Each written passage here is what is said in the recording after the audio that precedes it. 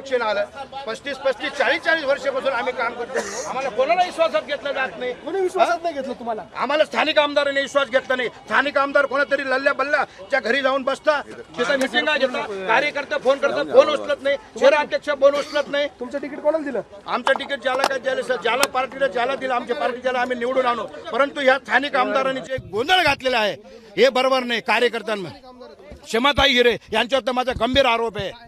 त्यांनी AB form चोरून नेले, एबी फॉर्म देत नाही, कार्यकर्ते फोन करते, फोन उचलत नाही. मग जुन्या कार्यकर्त्यांनी जायचं कुठं? 100% झाला म्हणतो इकडे तिकडे आहे का? एबी फॉर्म देण्याची जागा काय?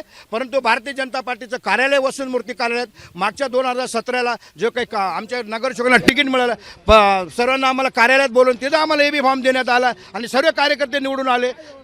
जो काही झालं असेल ते मला माहीत नाही. आम्हाला जे काही तिकीट नाकारण्यात आलेले असं बी मी म्हणत नाही.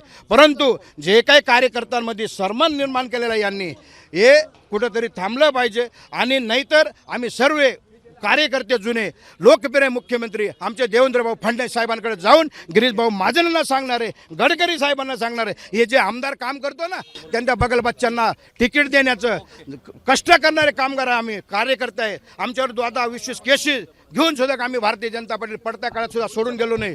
माझं नाव कैलास आहिरे, मी भारतीय जनता पार्टीचा 35 वर्षाचा कार्यकर्ता आहे.